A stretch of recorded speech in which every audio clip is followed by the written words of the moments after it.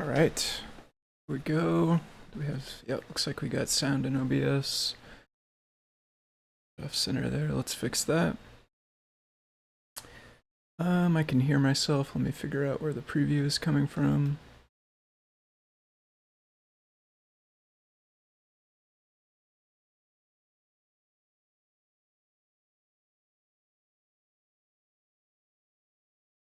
Here we go. I think should be good now. Check, check, check. Not hearing myself anymore. Okay, that's good. Folks are here already. Let me know how the sound is. Could maybe try tweaking the volume in OBS or somewhere if we need to. Let me get the chat back to the top here. Scoot this over.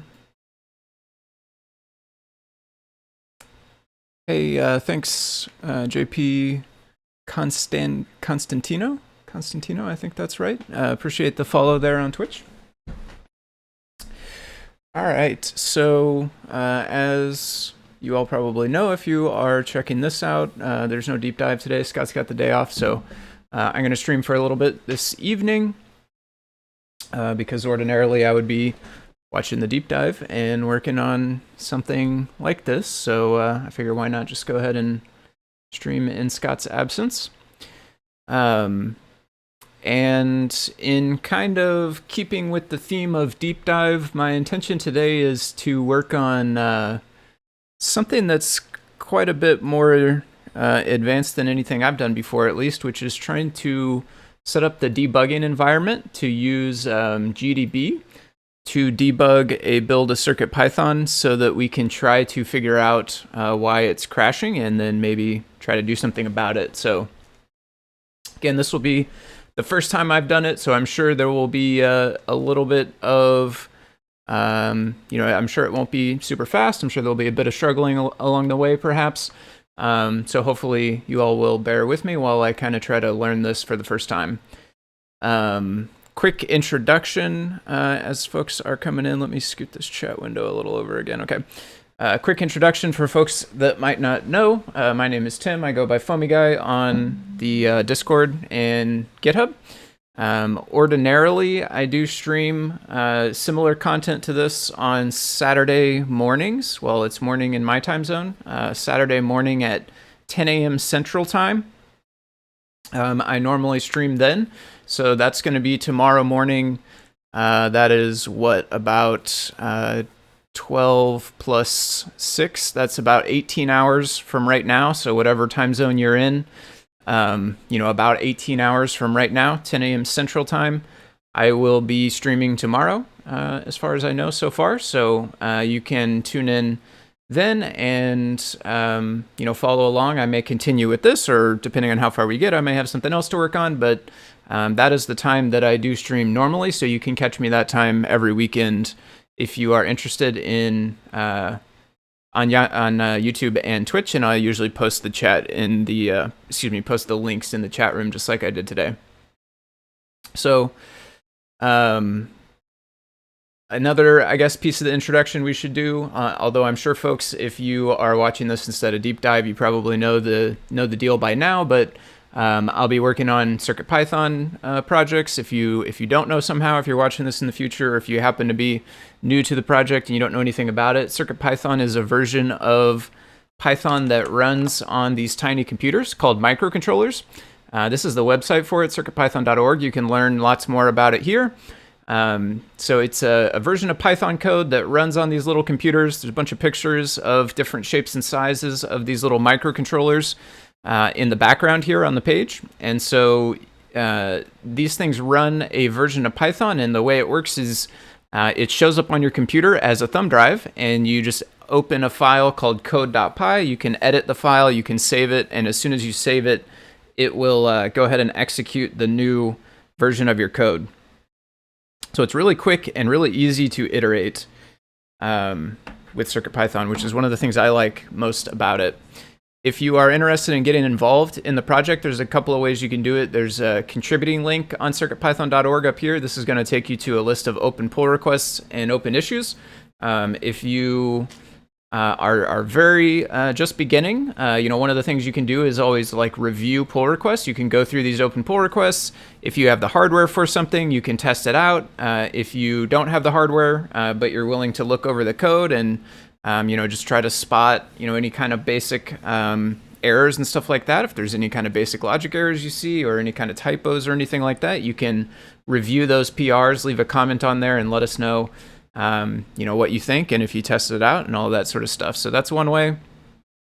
A little bit more advanced probably because you'll actually be writing code on this one, but if you head over to Open Issues, you can find a list of all the issues that are open and you can work on those. There are a bunch of these that are marked good first issue. You can use the drop down here.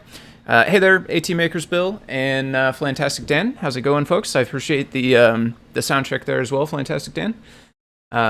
And I should say also, interrupted a little bit, but thank you for working on that. Thank you for checking out that PR on awesome CircuitPython, Flantastic Dan. I appreciate the review on that. Anyway, though, back to this. So open issues, these are the good first issues. There's a lot of these right now for missing type annotations. We're kind of making a pass through all the libraries, trying to add the basic typing information for all the functions.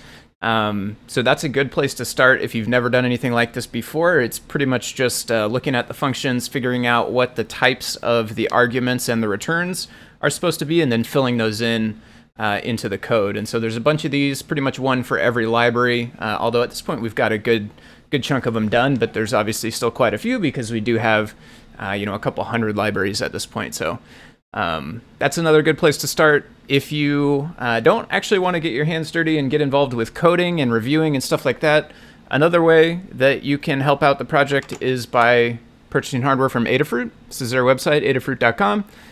If you're quick, there's actually a promo code today, so you can get 15% off most things, or there might be a separate one for feathers. I think I saw that earlier today. So check that out, and by purchasing hardware from Adafruit, you're helping support the project because this company, Adafruit, they are paying the folks who work on the project. So, of course, Scott, who is normally streaming at this time, and some of the other members of the team are paid by Adafruit to work on the project. So by purchasing hardware from them, you are helping out the project in that way. And so I will go ahead and dive in here. Hey, Dexter, how's it going? Playing with the Funhouse today. Nice. Yeah, I should be honestly coming from so a little bit of background on myself for folks that might be new. I actually do come at this kind of from a mobile development standpoint. My main job right now is mostly Android devices. These days I work a lot more on like weird kind of custom player Android devices, kind of like a TV set-top box type thing. But for a long time I did mobile development for Android on just feature phones as they were getting released by different manufacturers. So that's kind of my background, is Android and mobile development. So to Flantastic Dan's point, I should probably have a better mind for mobile first as far as web pages go, which is what I was working on. Was on the awesome CircuitPython, and it also gets linked over on circuitpython.org. So of course, I know Flantastic is probably the only one with the background on any of this stuff, but we were working on making this video get embedded better. And Flantastic Dan pointed out a great suggestion for how to make the video take up the best amount of space that it can. So that's what that's all about. I'll try to keep up with the chat here as well. Of course, some of the folks that have already come into the chat, you all know that we're on Discord in the live broadcast chat room. I think, do I still have it on the, yeah, I still have the link. Well, it's not a link, you can't click it, but the URL is down there at the bottom of the stream, adafruit.it/discord, and then we're in the live broadcast chat room, so you can head there if you want to. Whoops, let me keep this down to just one Discord. Way I don't type into the wrong one or open up the wrong one for anything. So you can head there if you want to hang out or ask questions or anything like that. I know Scott's always taking a lot of questions. I certainly don't know as much about the core or, of course, the projects that he's working on specifically, but I'm happy to answer any questions about, myself if you have them, or about CircuitPython if I know the answer. I will say a lot of my experience with CircuitPython is related to display I/O, so I definitely am always happy to take display I/O questions, and I can answer them to the best of my ability. So head over to the chat. I don't have another quick bit of housekeeping. I don't have the YouTube chat on the screen like Scott normally does, and I unfortunately, like honestly, I just probably will not be checking in on the YouTube chat. I've got the Twitch chat open, and I've got the Discord live broadcast room chat open. So those are the two places to head if you do want to get in touch with me. You know, folks, of course, are free to chat in the YouTube chat if you would like, but it's unlikely, honestly, that I will see the chat there. I may try to pop in and see if there's any big questions or anything, but it probably won't be towards the end, and I honestly can't promise that I will not forget to do that. So Discord or Twitch are definitely the way to go. And with that, I will go ahead and kind of jump into it. So like I mentioned before, if folks were here, I am going to try to set up the debugging for CircuitPython to get some kind of output from the system, because I've discovered a situation where it is kind of a hard crash, and so it doesn't print anything useful in the serial console. So I want to try to go the sort of next level deeper and see if I can't figure out some more information about what's happening. How's it going, Deshipu? Let me try to keep up with the chat here as well. Yeah, happy Thanksgiving as well, definitely, to any folks that do celebrate it. Appreciate that, AT Maker, and definitely back at you to everyone else today. Or, well, it was yesterday, but of course a lot of folks end up with the day off today as well, like Scott and the rest of the team. So, and I had the day off today as well, which is why I'm able to stream at this time. Okay, yeah, Feathers and Featherwings are 20% off until midnight. Nice. Okay, so that's the other deal today. I think the other neat thing that's going on right now on the Adafruit site, you can, if you order enough, I think it's $99, you can get a pink RP2040 feather, which is pretty cool.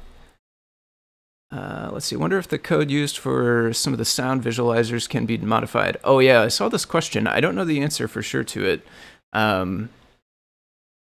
You know, the only thing I know of off the top of my head that deals with sound stuff like that is inside Learn. It's the ULab. It's the ULab, Microlab, this. And there's an example inside of here. This thing right here, in fact, it's the one in this top image. This FFT example waterfall. So this one runs on a Clue. I mean, I'm pretty sure you could adapt it to run on any kind of device that's got a microphone. And I will be honest, the actual math that's going on in it is a bit over my head, but I understand at a high level what it's doing. It's using Microlab. It's listening to the microphone, which happens to be built into the Clue, and it is running at FFT, which is a type of audio, audio algorithm that tries to figure out what the various levels of different parts of the audio are. So it's bringing that information in over the microphone.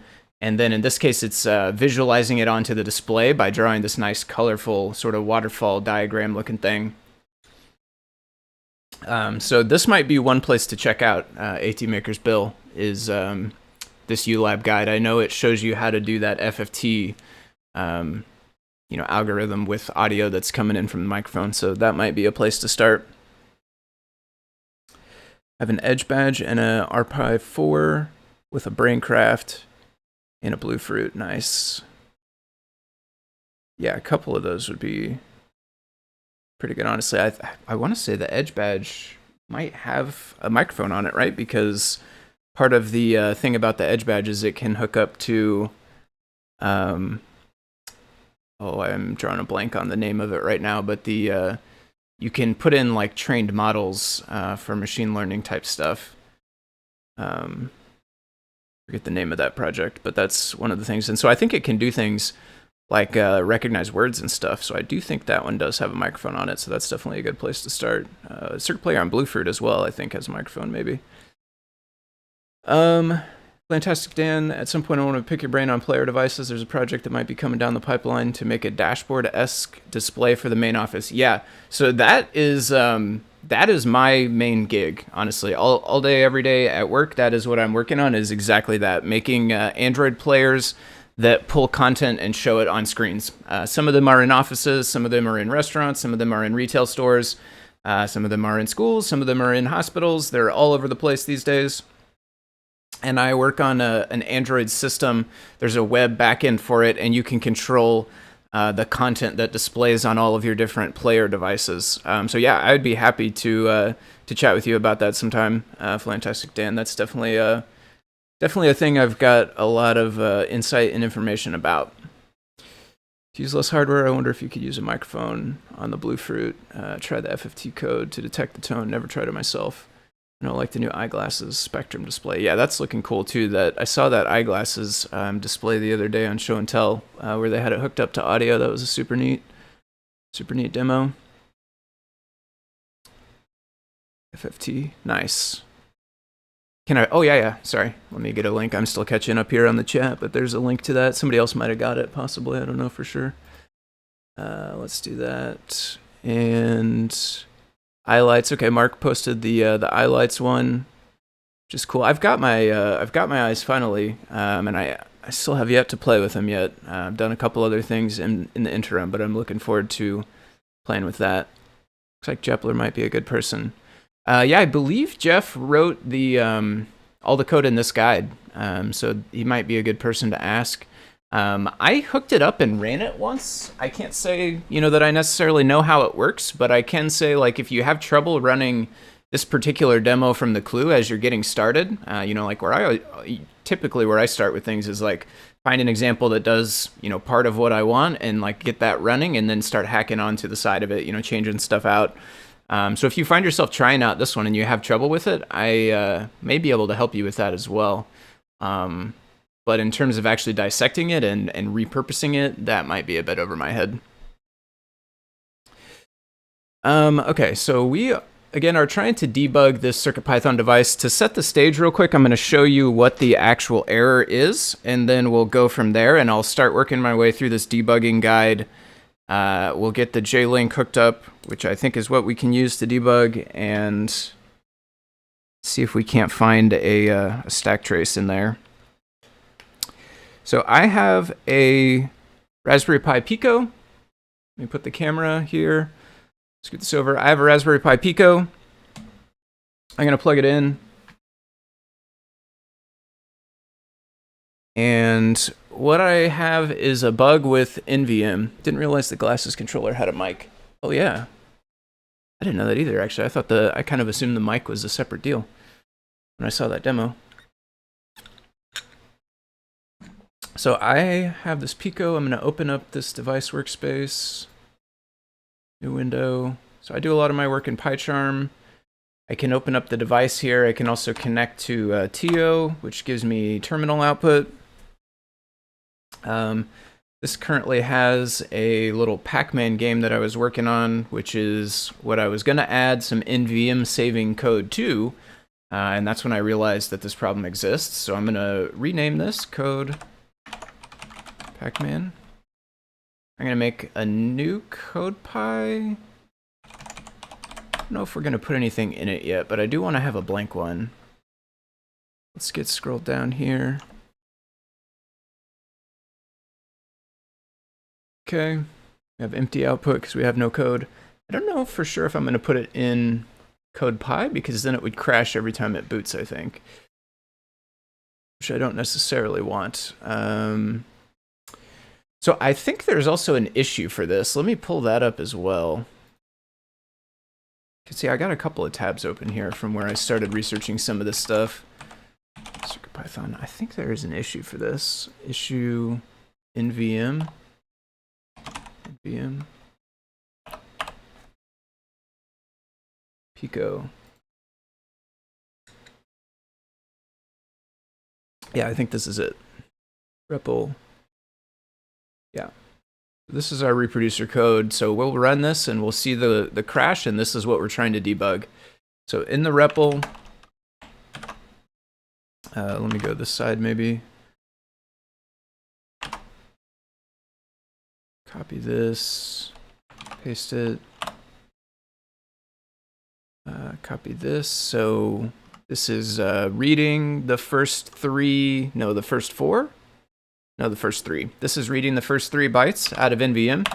If folks are unfamiliar, NVM is an acronym for non-volatile memory. This is a section of memory that you can store information on your CircuitPython device that does not get, it stays around. That same information that you write to it will be there when you reboot the device. Like if you unplug it and turn it back on, that information will still be there. So it's, you could think of it like a hard drive on a computer a little bit. It's a very small amount of memory, obviously, compared to a hard drive on a computer, even compared to the CircuitPy drive itself, which is also a way that you could store information. But if you want to store it on the CircuitPy drive, you have to have a special boot Pi, you have to make it writable, you have to worry about flipping it back and forth between readable and writable. NVM doesn't have any of that stuff. You can always write to it, you can always read from it. And it's just, the main limitation is that it's a relatively small amount. I don't even know, we could actually tell, I think, right? Length, if we do this, microcontroller NVM, this will tell us there's 4,096 bytes. So 4K is what we can store inside of the NVM on this particular device. It might be different on some other ones. The way you write to it is by basically treating it like a byte array. So you can say, like either I want to overwrite, bytes 1, 2, and 3, and in this case, we're going to save this data right here into them. I actually created a helper library that makes this a little nicer. You can just save Python objects like dictionaries into it, which is really, really nice, which is what I was working on when I discovered this, ultimately with the goal of putting this into the Pac-Man game to keep track of like high score and possibly other resources. So we're going to try this. This should reset the first 3 bytes of NVM to these 3 bytes here, 00, 01, and 02. Save that, and yeah, so it never returned. So we don't have our next, arrow, arrow, arrow. It just hard crashed at this point. Exactly what they say on the issue here. System hangs, no error message. I'm using TO, which automatically reconnects. I think after a few seconds here, at some point, this might pop up and TO might notice that it disconnected, but that's really the only other, the only other output we get is like the computer will notice that it disappeared eventually. Yeah, there we go, disconnected. My CircuitPy drive is gone. At this point, it would be listed over here if I had a CircuitPy drive, so that's gone. It would also be listed inside here in PyCharm. So basically, my device is like more or less not turned on right now. It's in a crashed state and it's not running CircuitPython for us. So I'm going to take a quick read through this issue real quick, just to see if there is any other interesting information in here before we do this.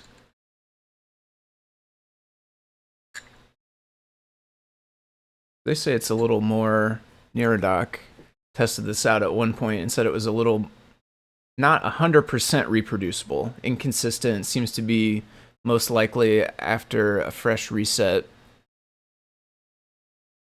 But they did list some steps that they can get to it pretty consistently, it looks like. So they tried this on a CircuitPy 2040. So that's one thing I want to do actually, is I have a, obviously I have the Pico plugged in, but I also have an RP2040 Feather right here. So that's another thing I want to do, is see if this does the same thing on the RP2040 Feather. I'm going to plug that in as well to my breadboard here. I don't have anything else wired up yet. It's my breadboard, and we'll just run the same code on that and see if it crashes the same way. That will tell us if this problem is specific to the Pico or if it's all RP2040 based chips. So I'm going to unplug the Pico now. I have the Feather RP2040 plugged in. I'm going to go back to my PyCharm window. We don't even need to I don't even think we need to empty CodePy or anything. We can just go straight to the REPL. One thing is, I guess I should probably update my stuff, right? We're working on a little bit out-of-date version of CircuitPython. If we're going to do troubleshooting, it would certainly be good to know that we're on like the most recent stuff, especially there's a release now. I think we'll take even the beta. So let's do that. Camera, double tap, reset. That reset? Yeah. Oh no, I didn't. does it have boot?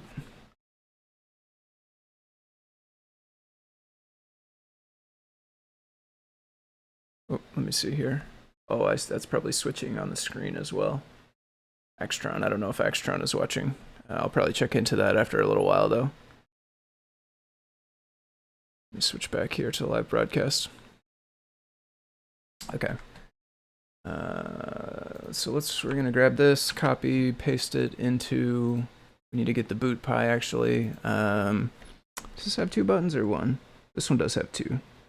Does it work with a double press, or do you have to do the whole boot, hold boot and then press reset? Okay, yeah, we got boot this time. Paste this.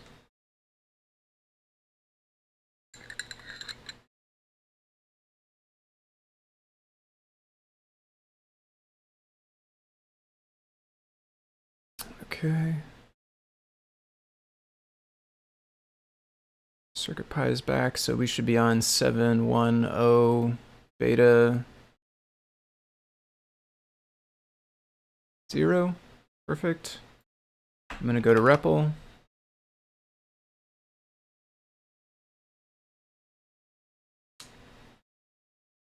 Close this one. I don't need this one.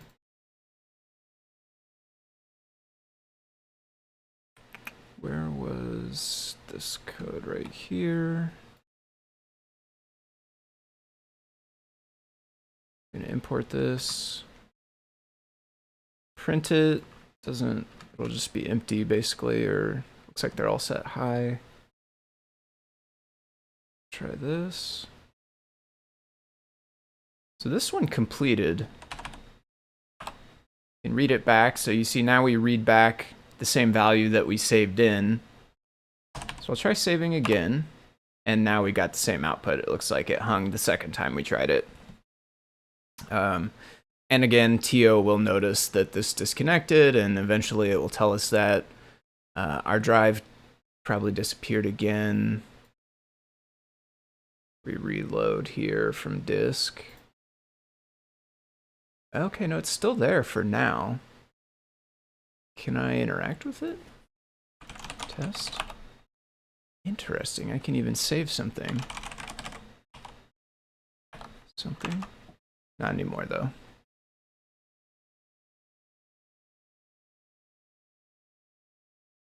Oh, and it didn't save. No CodePy either. I think this is gone, right? This is not actually here. Yeah, this is not actually here. Okay, PyChart was just showing me some stuff from the past. So we got the same error on the RP2040 Feather. So the good news, if anything, is that this seems consistent across the RP2040 based devices. And now what I'll do is I'll plug this back in and we'll see that I think it's not saving the data either. So let's plug this back in. And then just do the read this time, and I think it will be back to not what we saved into it either. Well, maybe because it succeeded the first time. Actually, let's see. This is reconnected. Paste.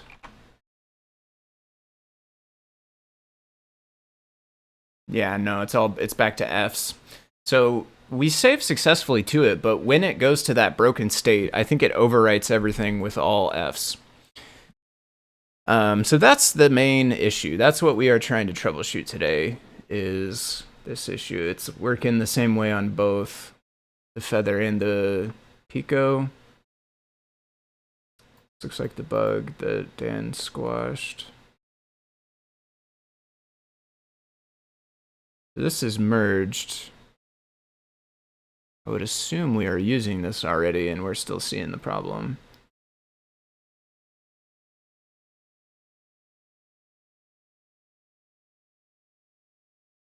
This is a clock startup glitch. Oh, I remember this actually. I remember this because I got 2 RP2040 Feathers. And I think one of them had this clock issue and one of them didn't, which was interesting.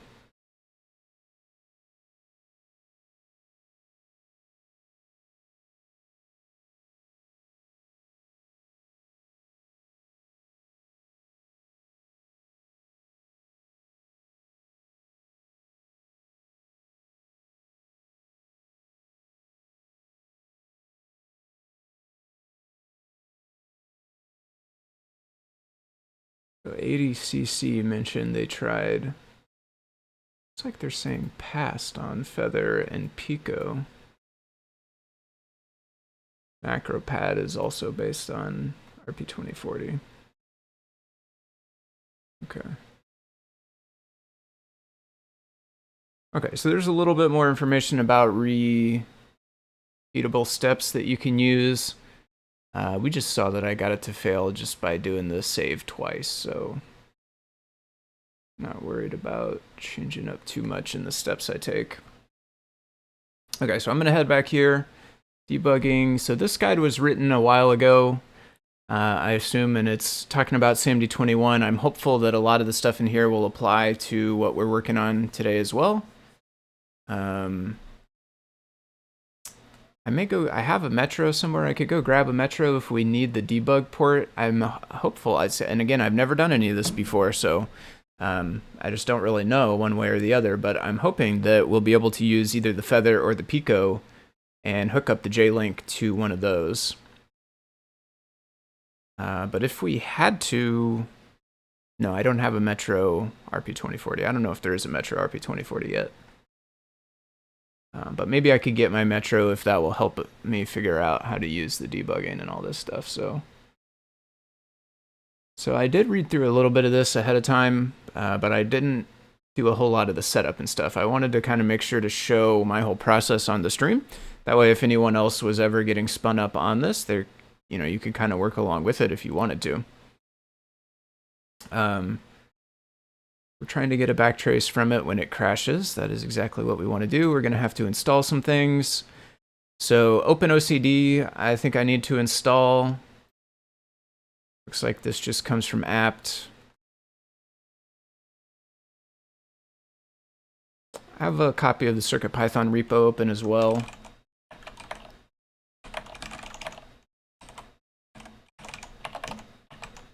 OpenOCD. Password.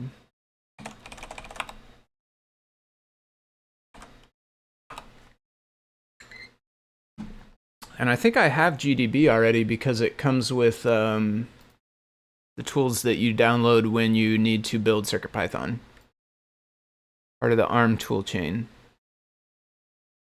So ARM none EABI GDB. Yeah, so I think I have that part. So OpenOCD is the server that GDB connects to. I think maybe this is how it works. I've already done this. Essentially, this part here is what I've done. I followed the steps in building CircuitPython. I think I've got that part set up. First, we'll link between our debug hardware and our computer. First, we need to get OpenOCD going to bridge from our computer to the hardware debugger. It's easy with the Arduino Zero. Connect the USB cable from your computer to the debug USB connector on the Arduino Zero. Now make sure you have the Zero configured for OpenOCD Zero config file.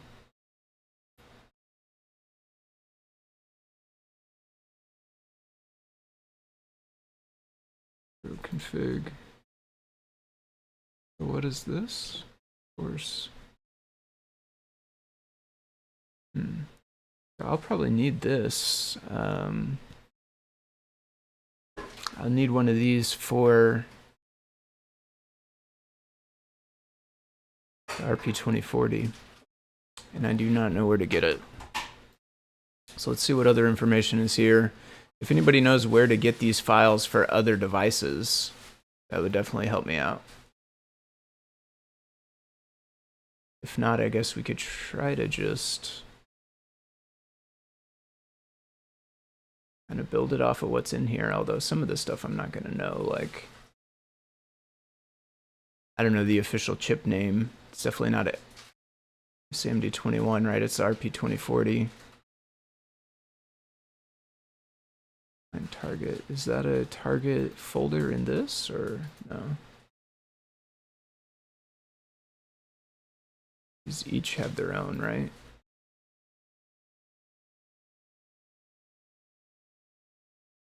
Yeah. Although this one looks the same.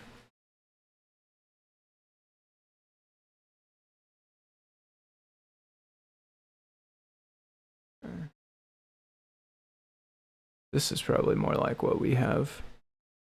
GDB is right next to the compiler. If you use a JLink and you have this Segger software installed, I believe JLink does have GDB server. Okay, yeah, I think that's what we want to do.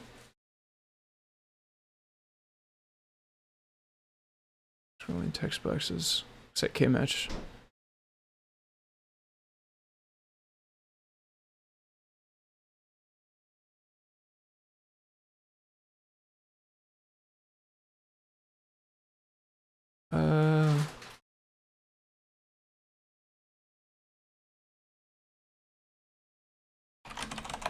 I think there are text examples.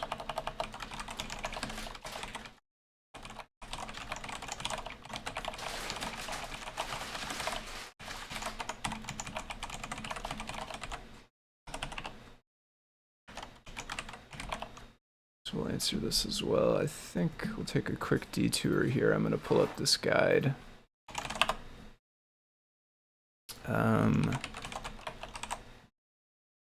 It's just the main matrix portal.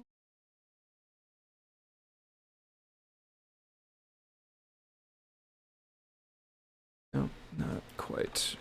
Matrix portal names.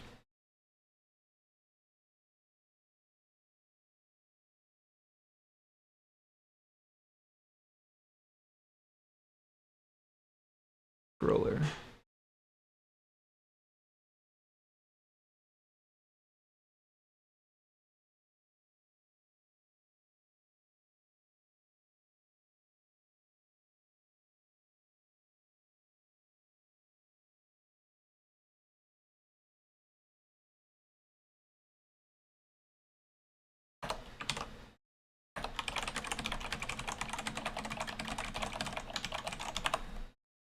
Check maker, will this help? DigiKey maker.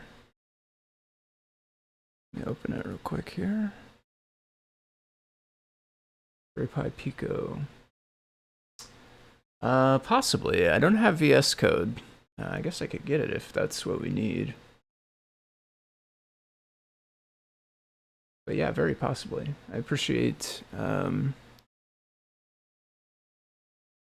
Pico Probe. Okay.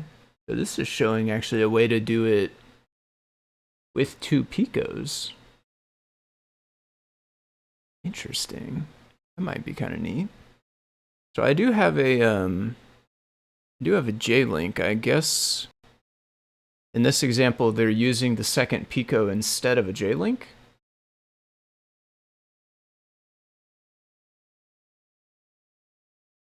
But if we can't get that working, this looks like it is a way to do it. One thing I notice is this does need pins hooked up to these 3 on the end, which I don't have soldered. So we would have to solder something. I wonder, does the feather have any of these broken out? Debug.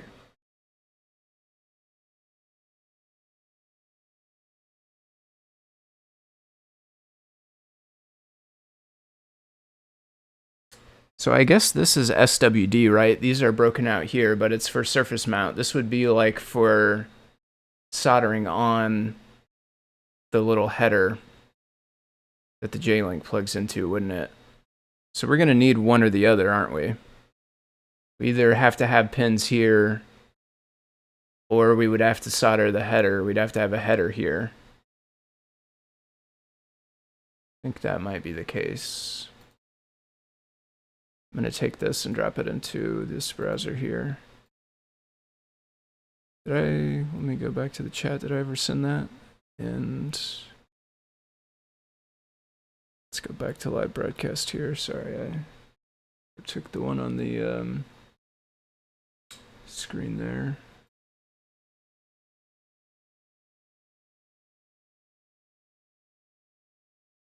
Yeah.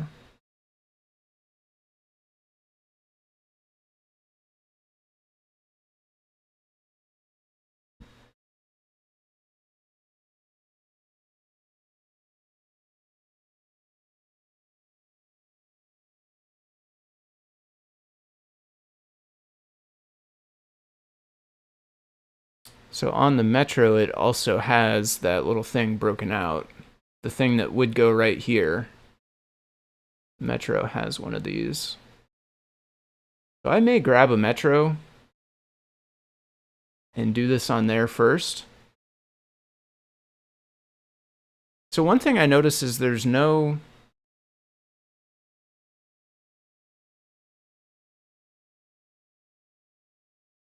Debug USB connector.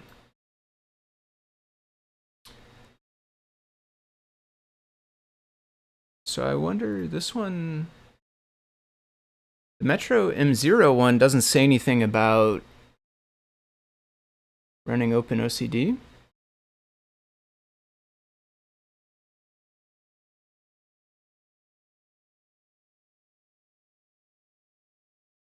I'll connect the JLink to the Metro Express through the adapter board. The SWD. Once connected, run the JLink GDB server.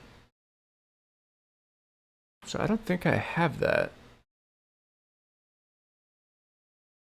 Do I? Does that come with some of the stuff I already got?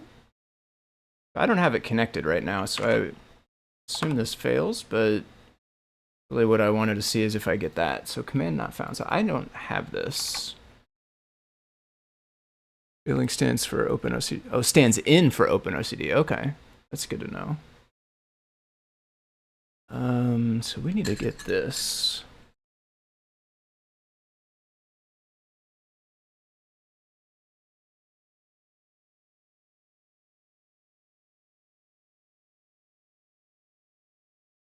Most important thing is that your current directory is near your binary. With CircuitPython, I like to be in @melsamd. Binary is build Arduino elf. So elf I recognize. This gets built when you build CircuitPython. You get one of these files.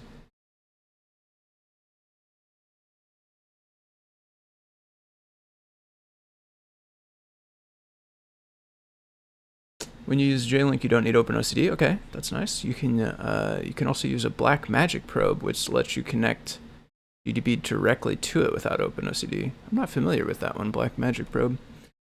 Let me catch up here. Also in the Twitch chat, OpenOCD RP2040. That sounds promising. Let me grab that. Copy link. And I appreciate all the help, guys. Again, I'm brand new to all this stuff, so really appreciate the help. This uses custom OpenOCD config, even a custom build. You just solder it either way. Okay. Part of the JLink software tools. Okay. So I think what I'll do is grab the Metro, and maybe I'll try to set this up on the Metro first, like get the software side working, figure out how to get everything going, and then once that is running, then maybe I will run real quick and solder some wires onto this Pico. That way we have something to do in the interim, and we can make sure that we're going to be actually ready to use the Pico when we hook up to it. So let me grab my Metro. Actually, I'll get this out as well. I have the JLink. I have the tiny one. This little thing here. Let me put the camera back. I have this little tiny one. And I have a breakout for it as well, which I would need maybe for any device that doesn't have the port. But the Metro is going to have this port on it, I think, so I don't think I will need the breakout. But I would need the breakout for the Pico when we get to that. So I'll be right back. I'm going to grab the Metro, and then we'll start with that.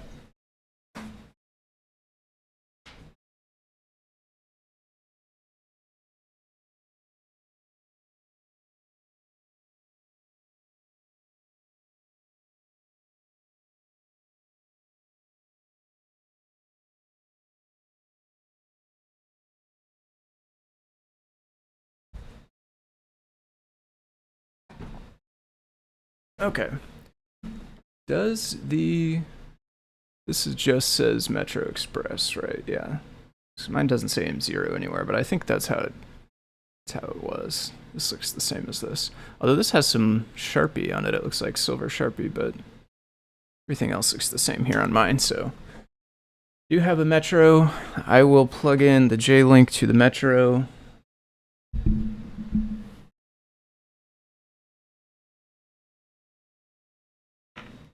Looks like this goes this way. Careful with the tiny pins. We'll plug this in. I'm gonna unplug the feather for now.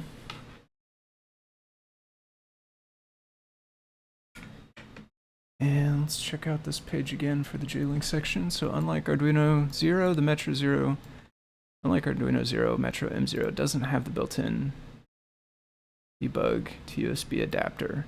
For this conversion, you need a debugger. JLink are the gold standard. Connect a normal size JLink, you need an adapter. Connect the JLink to the Metro through the adapter board. The SWD cable. Once connected, run. I will still need to get that JLink JDB server.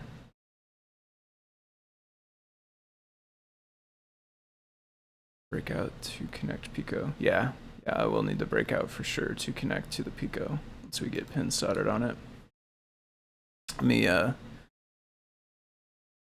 catch up on the chat here. Really have to make time to learn super proper. Yeah, I agree, Mark. This is something that I've been kind of. It's been on my periphery for a little while. I've known about it, but just haven't ever taken the plunge to do it until now. Only used it for flashing. Literally adding printfs. Yeah, that's what I did. Any of the work that I have done in the core, I haven't done that much, but all the work I did in the core, while I was developing it, there was like 100 print statements everywhere. Like the LED, you can read what's written on the chip. So I need to find this. How do we get this installed?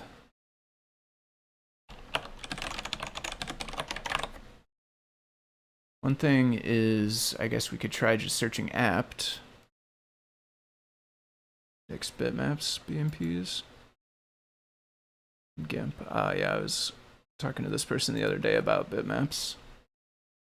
How to install Jugger JLink.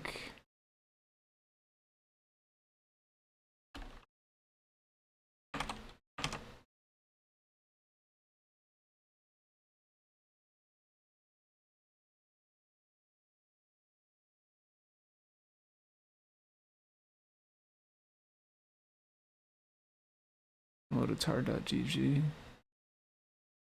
This is Eclipse something? I'm not sure if this is actually what I need. This is not the same. Oh, that is though. That definitely is. Okay.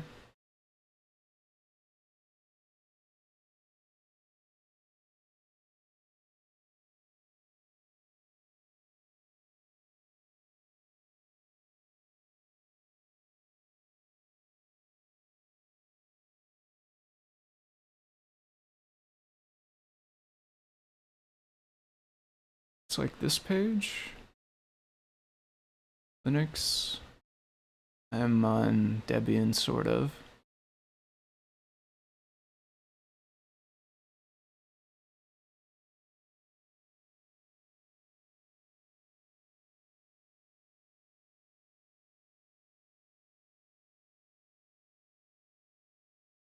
It's actually pretty short.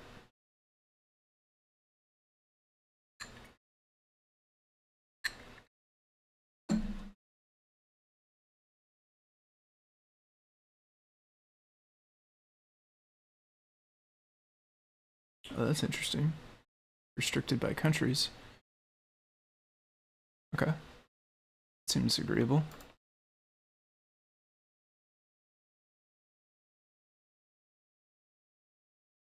Load from Segger, it's closed source. I see. Go downloads, this should be here now.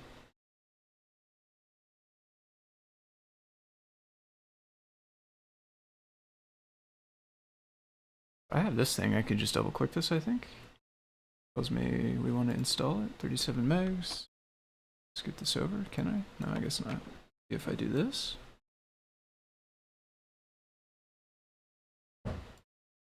Yeah, there we go.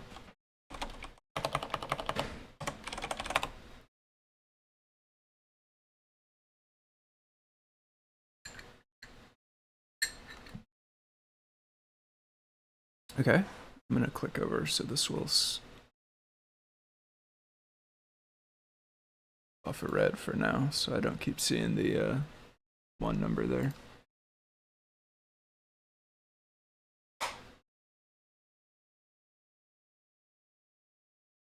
Scoot off of the page I was on before. So this command now, do something maybe? Yeah, we have that. Okay, so I'm gonna plug this in. I have the JLink set up. I have it plugged into the Metro. I'm gonna plug it into the USB.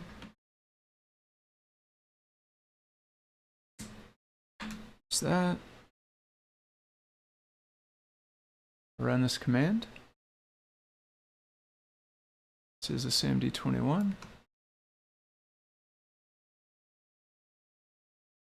Okay, so that had an enter with it, so I pasted the command and ran it all at once, it looks like.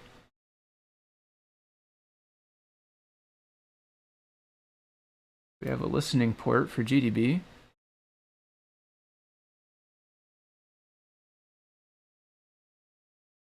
We do just say connecting. All right, it doesn't look like it may be actually connected.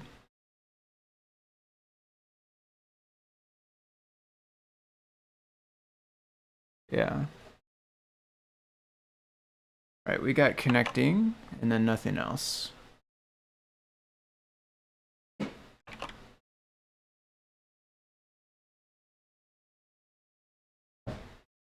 So do I need to, oh. Most boards will be G. I'm not using a trinket or a gamma. They won't be E, they should be G. So do I need a special build? Do I need to make a build with debug on? I've heard Scott say that before. Debug 1.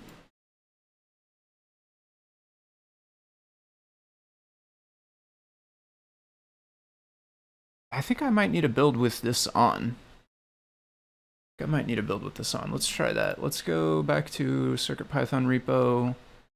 I think let's just stop this for now. Ooh, but I don't know how. Oh, it stopped, okay. Oh, it got connected.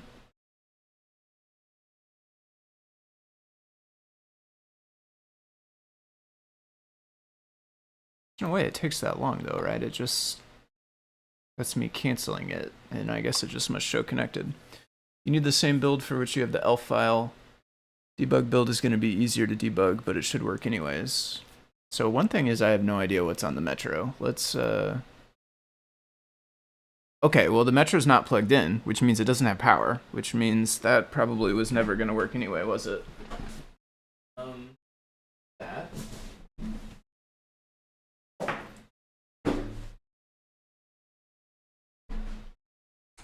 The USB cable. Plug this for now.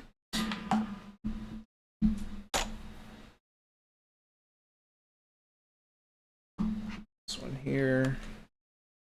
Okay, so this is probably the issue, right? This has to be powered for sure, right? It's not going to get power through the debugger. So, oh, that was probably loud. I'm so sorry if that was deafeningly loud. Okay, this is powered on now. I'm gonna maybe scoot this a little bit, try not to hit it again. Bonked the microphone is what that sound was if it was loud. I should probably try to find a noise gate or something that will block out extra. I have a noise gate for quiet stuff, like it won't pick up like humming in the background and stuff very much because of a gate, but I don't think I have one on the high side, and I really should probably get one so that I don't blow out anybody's speakers if I accidentally hit the microphone stand. So let's see what's even on this. This is probably Very old, I'm guessing. I haven't messed with this device in a long time. 630, yeah. Let's update that, because we definitely want to be working on something recent. No sense in figuring it out on something ancient and then coming to realize something changed and we got to learn a whole new thing. Let's see, it's not an apt. Okay, yep, we got it from Seger, so that's where we're at. You needed the same build for the elf. The new server image.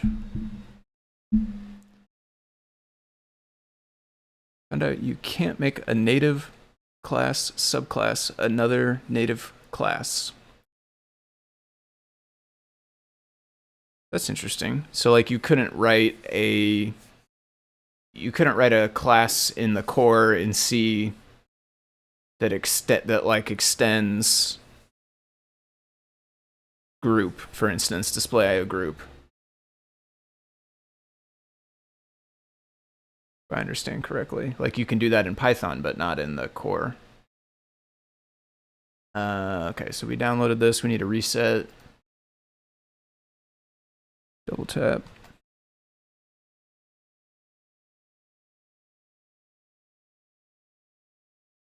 Metro.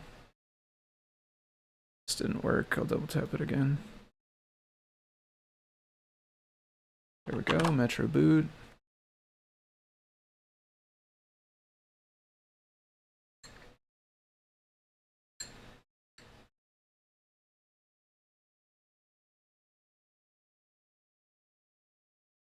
Okay, this should be much newer now. 710 port ID. So we could try to just run this again.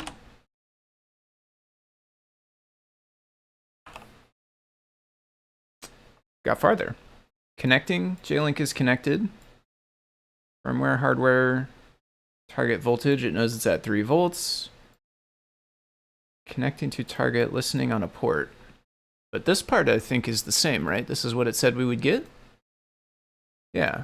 Oh no, connected. We don't have that yet. We don't have connected. We got farther than last time. So power definitely helped. We do still just have connecting.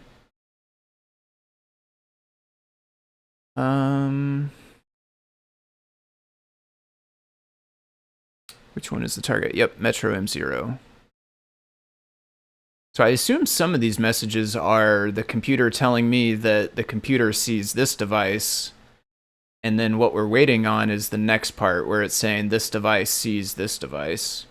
I'll pull this out of the way as well since we're not using this right now. So I think kind of basic steps first. I'm just going to double check the so actually one thing is we don't have a CircuitPy drive right now. And our TO connection left. Interesting. So something we did killed CircuitPython as well. I wonder if I need to be using a different USB port, maybe.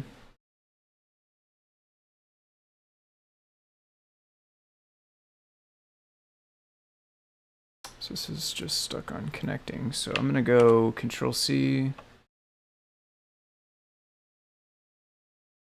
It did print this eventually at the same time I canceled again. And now my CircuitPy is back, actually.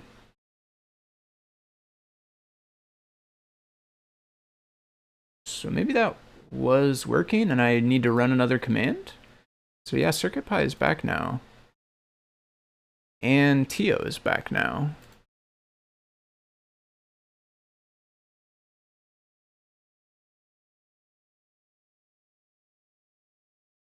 After connecting. So do I need...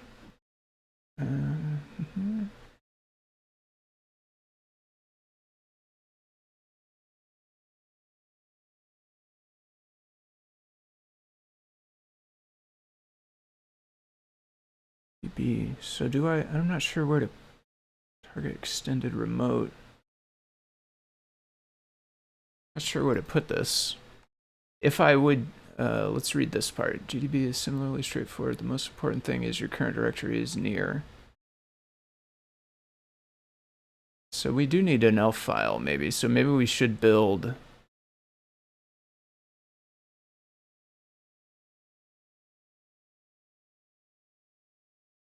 Okay, so yeah, I mean, I think we need to run this maybe.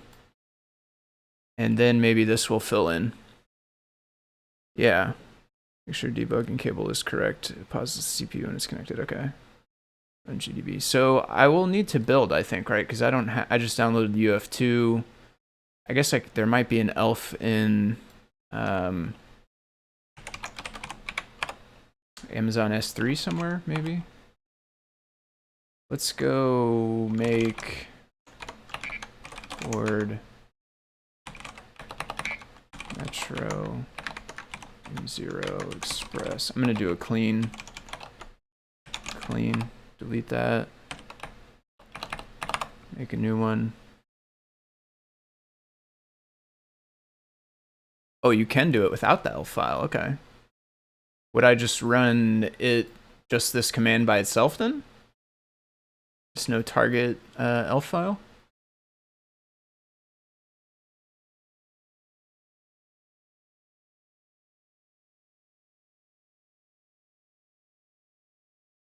I'm gonna wait for this actually to finish because this is where the terminal I was using. Do it without the elf files. It's very Xmas. Yeah. Elf. You've heard of elf on a shelf? We got elf in a IDE.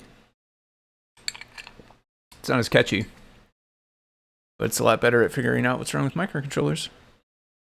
You can just, okay, you can debug without an elf file. It's usually just the symbols to help you see the names. Oh, clean all. I did not know that. Thank you for that tip. So you go board equals ... clean all. Yeah, that's pretty cool.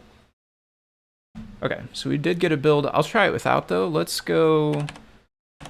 So I guess I am, no matter what, I'm gonna need 2 terminals, aren't I? So let's do this. Oh, hey, this thing popped up. We're educating. That's true. I'm getting educated on how to use this stuff. I would say that's true. Okay, waiting for, so this is actually a little bit different than last time. We got this. Maybe that popped up last time and I didn't see it, and so it just waited. That's actually probably what happened, right? So now we're waiting for GDB, so we're just gonna run, I'm gonna go back up here. Doesn't probably matter where I'm at this point, since I'm not gonna use the elf file, but I am gonna just go in here anyway. And so if we just run this command, is that what we need? None. Error while loading shared libraries. Can't open shared object file. Does this mean I need to install libincurses? I recognize incurses from something.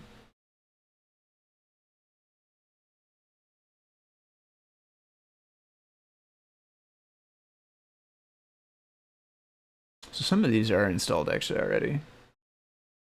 Doesn't tell me a version there. This is legacy. This is dev for 5. This is installed.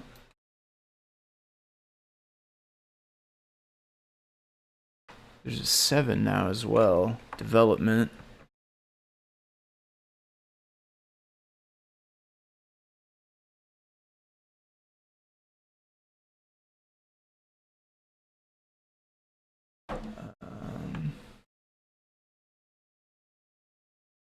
Wide character legacy. It seems like I do have it installed, so the problem is not simply that it's not installed.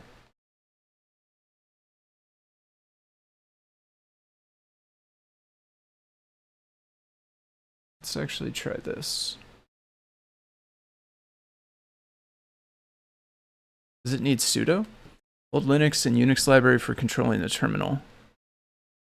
Okay, yeah, I think incurses, I think the place where I learned about that is it was some kind of like making a terminal interface. Like if you wanted to make an interface sort of like Nano, I think it was. GDP. What do we get with this? Okay, that looks familiar. Okay, Android, we're right at home there.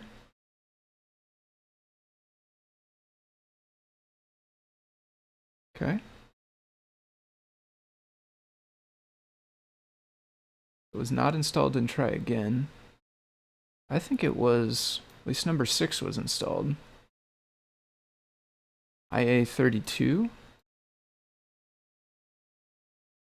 This is pretty much what my system is based on.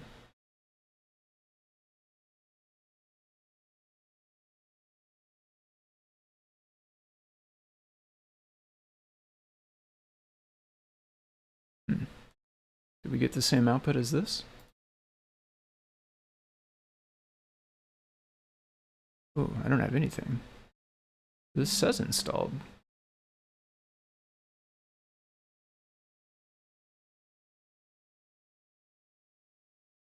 Right? Didn't it say, yeah, installed?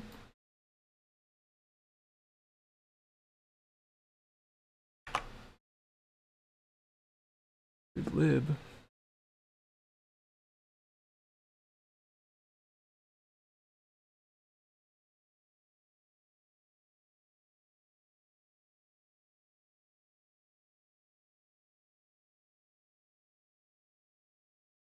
Might need version 5. Was that like a, I thought that was like a line number. No, just SO.5. Yeah, I guess it is. Install libcurses 5. Okay.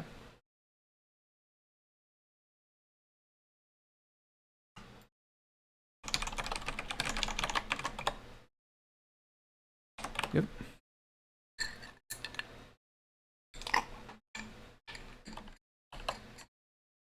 So this is still waiting, right? Yep.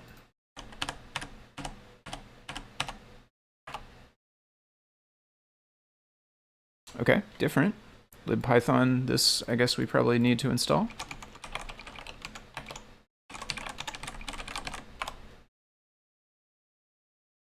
Oh, I don't think I have Python 2.7 though. Do I need Python 2 to run this specifically?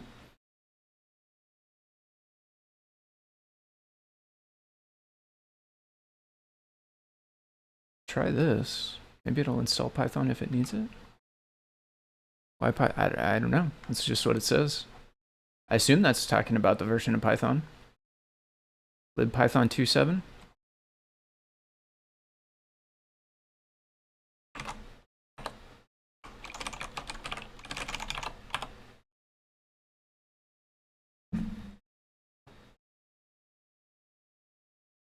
Version of GDB with Python support.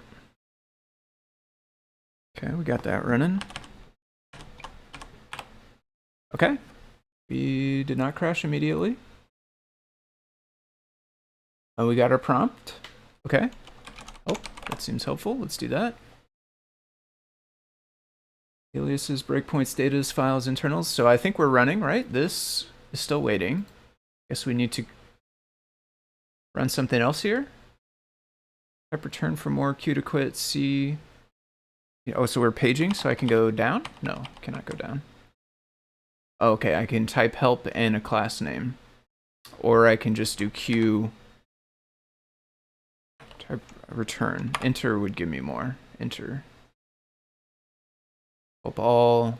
Help file by command. Apropos word. Find related commands related to word. Okay, so that's our help. That got us back to the prompt, it looks like. Close this, I'll close this, close this, I'll keep this. Okay, so now we're on JLink, we're inside of this, we have this prompt. we are on that port, right? 23, isn't that what this said? Yep, 2331. So now we can say this, target extend remote 2331. Yeah, I will always listen to Deshipu. Deshipu has helped me out many, many times with lots of different things and has never led me astray, so. We'll do this. No executable, so I think this means that we didn't specify the elf, right? Try using the file command. So did this change? It did. We're connected. Reading all registers, read 4 bytes and 2 bytes. We got question marks, but that might be normal. Okay, loading, resetting, and running. Let's read on a little bit. Critical, yeah, that sounds pretty critical. To load a new version of the program after you have compiled outside of GDB, after you've compiled outside of GDB, do load.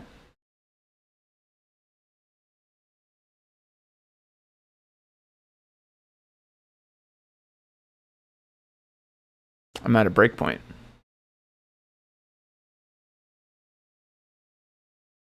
Question marks are because we don't have the elf. Try typing BT and hitting enter.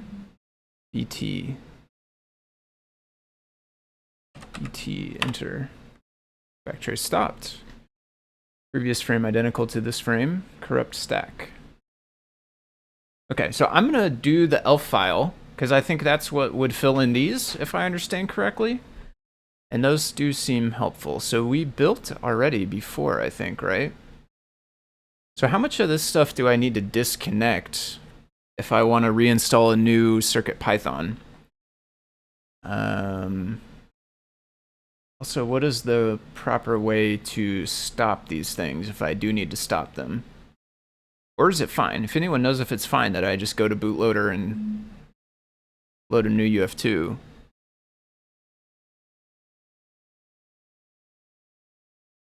Because I think I'll want to load the UF2 because the beta that I have could be from a little, like, more commits before what I just built. So I don't have the elf for specifically the beta one. So I want to make sure that I'm running the same thing that my elf is on. Should be fine. Okay, we'll try it out. Let's do camera. See if we can get to... Do we have CircuitPy right now? Don't have CircuitPy right now, but if we reset, we may. Maybe not. What happened in here? Nothing on this one. Nothing on this one. No CircuitPy. Try one more time. I didn't get the NeoPixel either, so I think that's probably not working. So I do think I need to disconnect somehow. So does this... might not get to the bootloader with the debugger. Okay. Is there Control C to break out of this? Does this say anything about leaving? Load. I assume we can't do load until we have an elf file. Monitor reset. To reset the microcontroller to the start of the new program, you need to ask monitor to reset.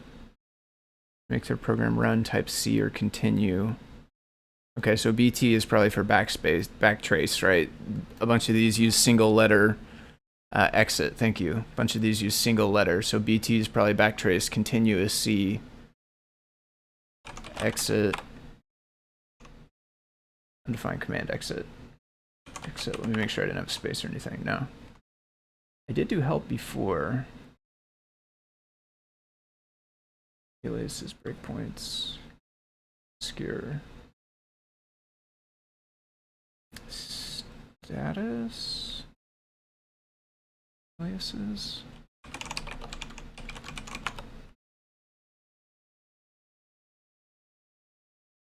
Okay, here's where some of these things are defined.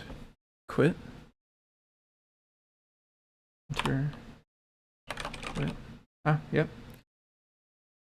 Debugging is active, inferior will be killed. That sounds rough, but I guess we gotta do it. This is closed. Still no CircuitPy. I'll try rebooting one more time. If not, then I'll kill that other one with Control-C. Yeah, still nothing on this. So I think we do this, right? Shutting down, okay. Now we get CircuitPy back, I think, right? Or do we need to reset one more time? There we go. Now we have boot. We're gonna get UF2 that we just built.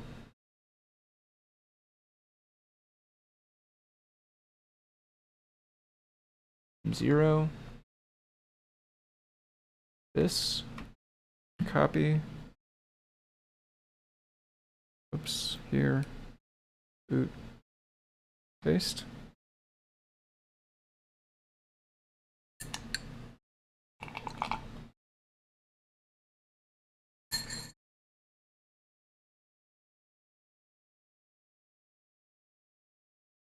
So this is back with CircuitPy. Doesn't say dirty in here anymore, which it used to do, but I think this must be for the commit, and it definitely shows it was built today. So we are definitely on that version. So now we could use the elf file that we have also.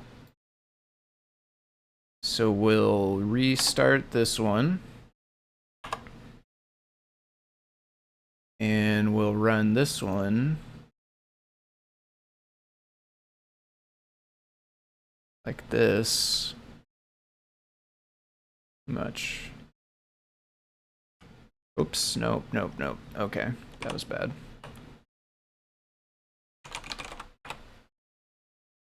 Oh, what have I done here? I don't know what this means.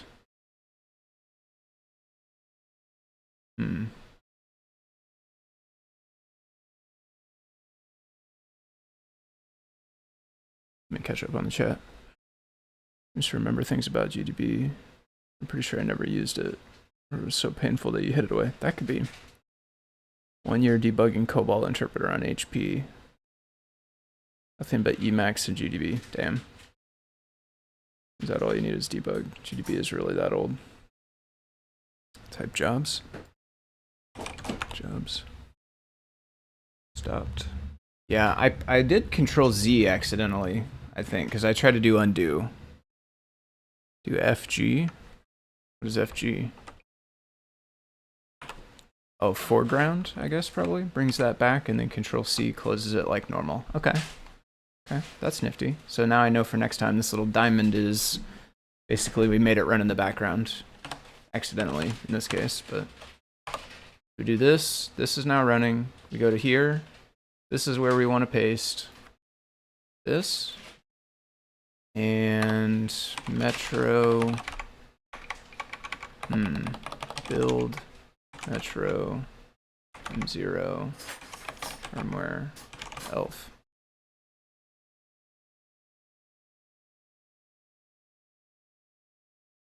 FG will restart it, foreground. Okay. Neat trick. That's like a Linux thing, right? I'm guessing Control Z probably does that by default with any kind of program that's running. So this is pointing to my elf file. Nice. I use Linux, but still have lots to learn about Linux. Okay, so this started up the same way. This is waiting. Enter.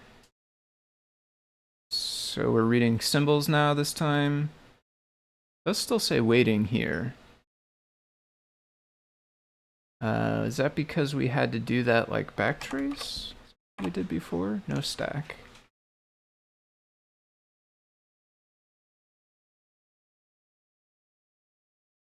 Nice. Did I skip a step this time? We ran oh yeah, this part, right. I didn't do this part. There we go. Okay. Now we have stuff filled in.